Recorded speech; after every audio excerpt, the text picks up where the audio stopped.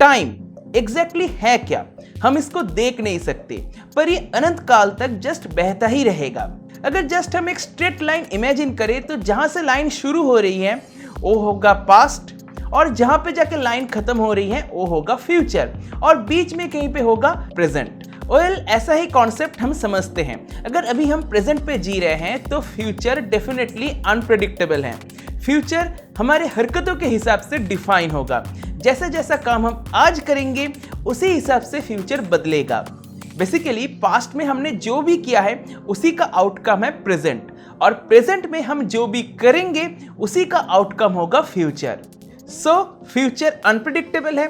एक straight line पे हम टाइम को इमेजिन नहीं कर सकते।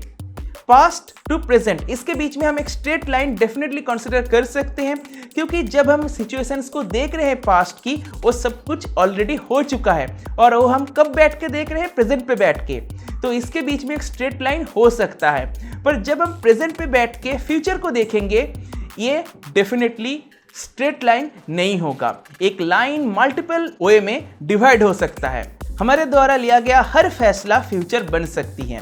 फॉर एग्जाम्पल, मैं अभी सोचता हूँ कि मैं डॉक्टर बनूंगा, तो मैं उसी हिसाब से मेरा फ्यूचर डिफाइन हो सकता है। मैंने अभी सोचा कि मैं इंजीनियर बनूंगा, तो उसी हिसाब से मेरा फ्यूचर डिफाइन हो सकता है। मैं अभी बैठ के सोचा कि मैं जाके फार्मर बनूंगा, तो उसी हिसाब से भी मेरा फ्यूचर डिफाइन हो सकता है, अगर मैं उस वे में आगे बढ़ता जाता हूँ।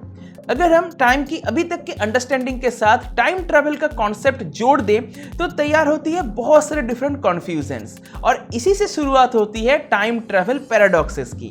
मान लो किसी वजह से मुझे लगा कि मुझे अपने ग्रैंडफादर को उनके टीनेज में ही मार देना चाहिए, किसी वजह से लगा, तो मैंने अपना टाइम मशीन उठाया और चला गया पास्ट में और जाके मार दिया अपने ग्रैंडफादर को। बहुत बढ़िया, बहुत अच्छा काम मैंने कर लिया अभी तक।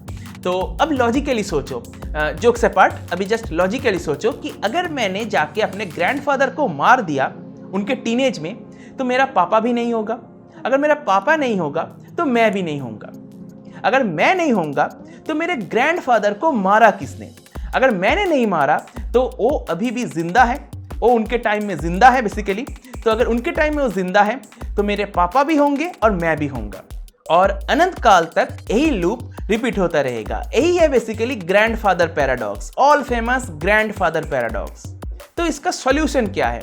दो पॉसिबल सिचुएशंस हो सकती हैं। आइदर मैं जाके अपने ग्रैंडफादर को मार ही नहीं पाऊंगा, चाहे मैं कुछ भी कर लूं, मैं उनको नहीं मार पाऊंगा। यूनिवर्स के रूल मुझे मारने नहीं देगा, और अल्टीमेटली जाके मेरा प्लान फ्लॉप हो जाएगा।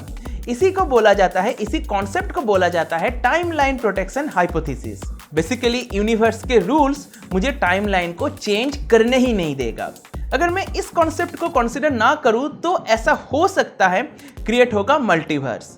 जैसे मैंने अपने ग्रैंडफादर को मारा, एक और टाइमलाइन क्रिएट होगी जिसमें जो ग्रैंडफादर है मेरा वो भी नहीं होगा, और उनके जितने भी वंशज होंगे वो कोई भी उसमें उस टाइमलाइन में नहीं होगा।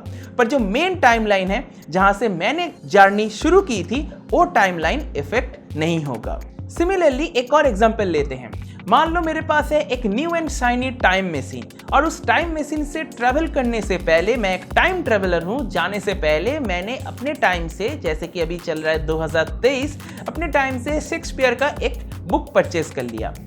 और परचेस करने के बाद मैंने अपने टाइम मशीन उठाया और चला गया शेक्सपियर के टाइम पे, जब उन्होंने वो बुक लिखा भी नहीं था, और जाके उस बुक को मैंने शेक्सपियर को दे दिया।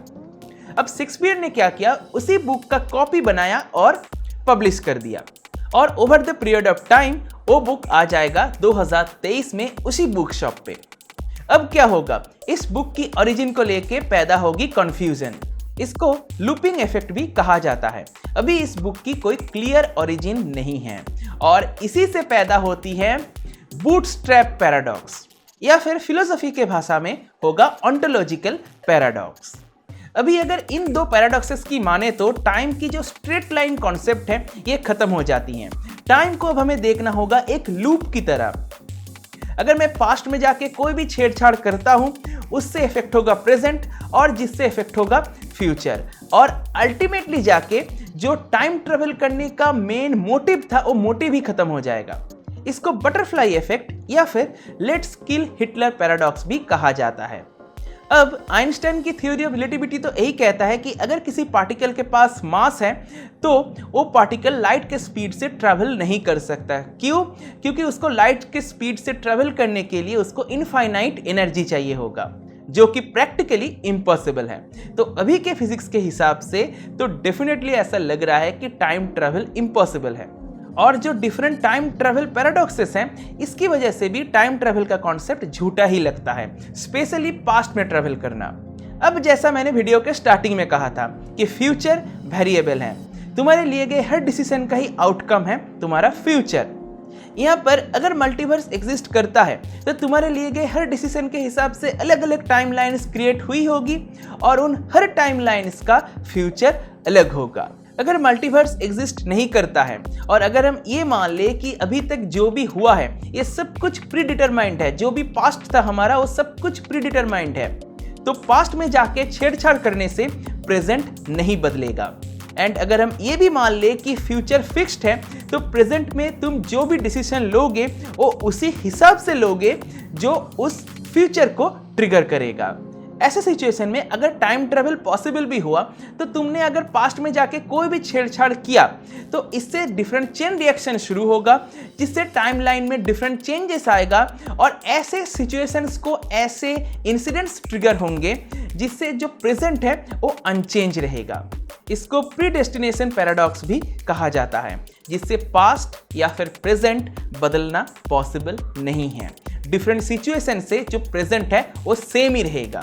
पास्ट में तुमने कुछ भी चेंज कर दिया उससे डिफरेंट और ऐसे सिचुएशंस तैयार होंगे जिससे प्रेजेंट तुम्हारा अनचेंज रहेगा। तो बस आज की इस वीडियो को मैं यहीं पे समाप्त करता हूं दोस्तों। मुझे उम्मीद है वीडियो तुम्हें एंटरटेनिंग लगा होगा और कुछ सीखने को भी मिला होगा। अगर तुमने अभी तक इस वीडियो को लाइक नहीं किया तो वीडियो को लाइक कर दीजिए, अपने दोस्तों के साथ शेयर कर दो, साथ ही साथ चैनल को भी सब्सक्राइब कर दो और अगर नोटिफिकेशन बेल को ऑन नहीं किया है तो उसको भी ऑन कर दो। तो इसी के साथ दोस्तों आज के इस वीडियो को मैं यहीं पे समाप्त करता हूं। देने के लिए दोस्तों आपका बहुत बहुत धन्यवाद। बाय।